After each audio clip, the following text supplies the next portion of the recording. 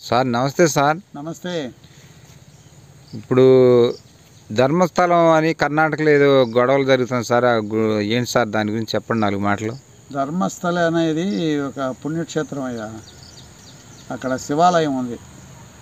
ఆ శివాలయంలో అది ఇది మా అరేబియా మహాసముద్రం ఒడ్డున ఉంటుంది. అక్కడ రావణాసురుడు కూడా శివలింగాన్ని మోసుకొని వస్తూ అక్కడ పెట్టి విఘ్నేశ్వరుడిని తీసుకొని కింద పెట్టకూడదని విఘ్నేశ్వరుడిని పైన పెట్టి మళ్ళీ వాడు 3 సార్లు స్నానం చేసి 3 సార్లు నేను పిలిచేలకు నువ్వు వచ్చి తీసుకోవాలని చెప్తాడు ఈ పిల్లోడు తీసుకునేటప్పుడు మారువేషంలో.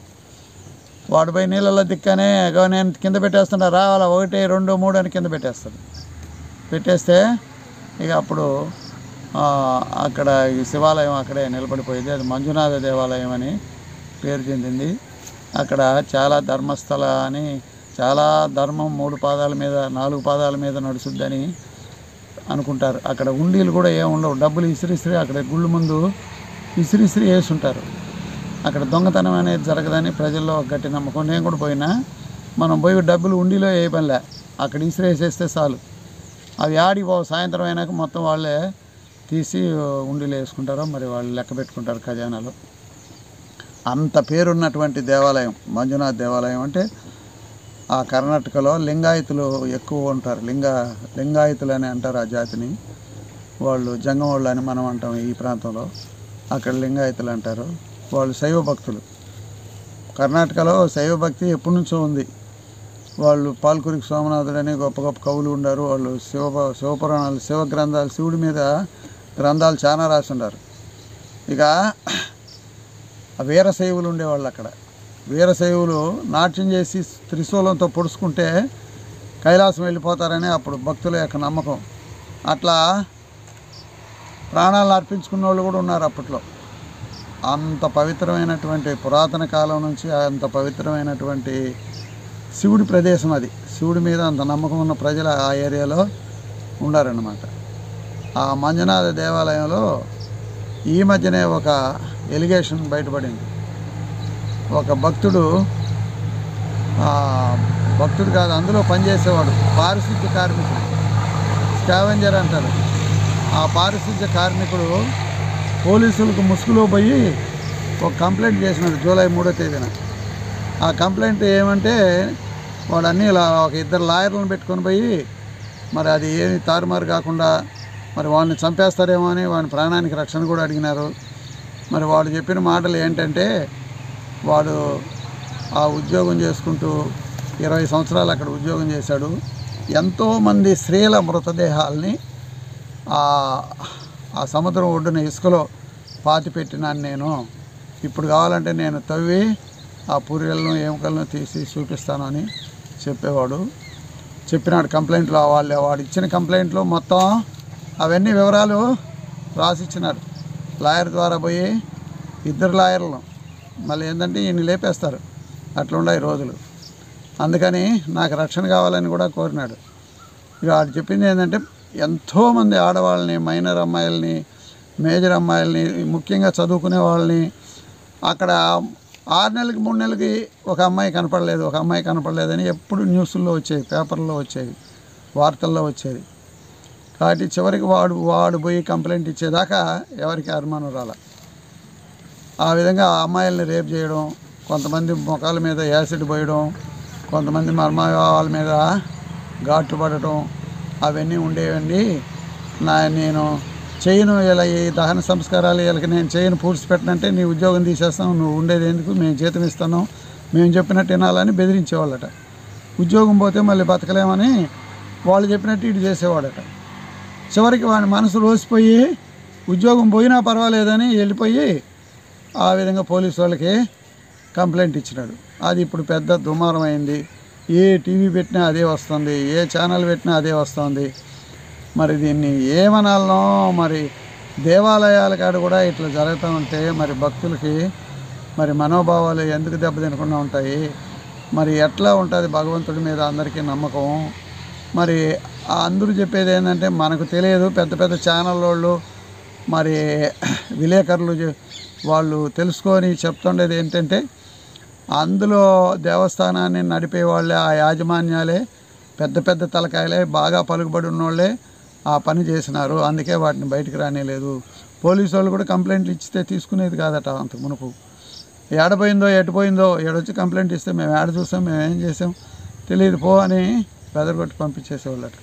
ఆ విధంగా ఎంతోమంది కాలేజీ పిల్లోళ్ళు, ఎక్కువ మంది కాలేజీ స్కూల్ పిల్లలే, మైనర్ పిల్లలు స్కూల్ యూనిఫారంలతో కూడా పూడ్చిపెట్టేసినారట. యూనిఫారంలు ఉంటే కూడా అట్లా మాదిరి అంత ఘాతుకం మరి ఎక్కడన్నా విన్నామా మనం ఎప్పుడైనా? ఇట్లా ఉంటే మరి భగవంతుడి మీద విశ్వాసం మనకి ఎలా ఉంటుంది? సన్నగిలిపోతుంది రాను రాను. దీనికి ఆ హేతువాదులు కూడా ప్రశ్నిస్తారు, ఏంటి దేవాలయంలో ఇది జరిగితే దేవుడు కనుమూసుకుంటాడు ఉంటే అని. దానికి ఏం సమాధానం చెప్తాం మనం? ఏం సమాధానం చెప్పలేము. మరి మనం దైవభక్తులు అయి ఉండి కూడా నోరు మూసుకొని ఉండాల్సి వస్తుంది. దైవం మీద భక్తి సన్నగిలిపోయేట్టుగా ఆ పరిస్థితులు వస్తున్నాయి. చూడండి, 500-600 మంది, 400 మంది అని, 500 మంది అని, 300 మంది అని రకరకాల వార్తలు వస్తున్నాయి. మరి ఇంతమందిని ఇప్పుడు వాళ్ళు ఆ పిల్లలను పోగొట్టుకున్న తల్లిదండ్రులు కూడా వస్తున్నారు. మా అమ్మాయి కూడా ఇట్లే పోయింది 5-6 ఏళ్ళ క్రితం, సంవత్సరం క్రితం, 3 ఏళ్ళ క్రితం, 4 ఏళ్ళ క్రితం అని వాళ్ళు కూడా బయటకు వస్తున్నారు. మరి ఇప్పుడు సిట్ అని ఒక కమిటీని వేసింది ప్రభుత్వం, కర్ణాటక గవర్నమెంటు. ఆ గవర్నమెంట్ ఇప్పుడు దాని కేసు దర్యాప్తు చేస్తుంది. దర్యాప్తు చేసి మరి ఏం చేస్తారో చూడాలి. కాబట్టి ఇట్లున్నాయి పరిస్థితులు. ఎవరిని నమ్మాలో ఎవరిని నమ్మకూడదో అర్థం కావట్లేదు. ప్రజలారా చాలా అప్రమత్తంగా ఉండండి, చాలా జాగ్రత్తగా ఉండాలి. స్వాములని బాబాలని చెప్పేటివన్నీ వినొద్దండి. అసలు స్వాములు ఎవరో అసలు బాబాలు ఎవరో అగం గోచరంగా ఉంది. ప్రపంచమే మోసపూరితమైపోతుంది. అబ్బే ఇంత కుటిలమా, ఇంత నికృష్టమా, ఇంత నీచమా ఛీ అనిపిస్తుంది. కాబట్టి దీన్ని బట్టి మీరు ఎవరి ప్రాణాలు వాళ్ళు కాపాడుకోవాల్సిందే, ఎవరి పిల్లలను వాళ్ళు కాపాడుకోవాల్సిందే. ఎవరో కాపాడుతారనేది అది ఒట్టి మాట. కాబట్టి ఎవరి జాగ్రత్తలో వాళ్ళు ఉండాలి. ఇది మనకు ఒక కనువిప్పు. మన పిల్లల్ని మనం జాగ్రత్త చూసుకోవాలనేది ఒక కనువిప్పు అన్నమాట. కాబట్టి ఏదో దైవభక్తులు, యాజమాన్యం అని అంటే వాళ్ళందరూ మంచివాళ్ళని మనం అనుకోవడం అనవసరం. మేకవన్న పులులు అంటారు ఇట్ట వాళ్ళని. అందుకే పుట్టింది ఈ సామెత, మేకవన్న పులులు అనే నానుడి. మరి అలాంటి వాళ్ళు ఉన్నారు దేశం మీద, లోకం మీద. అది బయటపడింది కాబట్టి తెలిసింది. ఇట్లా బయటపడనివి ఇంకా ఎన్ని ఉన్నాయో, ఏ గుళ్ళో ఏ మోసాలో, ఎన్ని నికృష్టమైన కార్యక్రమాలు ఎన్ని జరుగుతున్నాయో. సమాజం దీన్ని ఆలోచించి గుడ్డిగా పోకుండా మీ మనసులు కూడా పెట్టి ఆలోచించి చూడండి, బ్రతకండి అని నా మనవి. అది పద్యం ఒకటి చెప్పండి సార్ దీనికి సంబంధించి ధర్మ సందేశం. కాయగూరలు దిని కాషాయముల్ ధరించి బోడి నెత్తులు గల్గి బొరయుచున్న తలలు బోడులైన తలపులు బోడులా విశ్వదాభిరామ వినురవేమ. భక్తుల వేషాలు వేసుకుంటే సరిపోదు నాయన.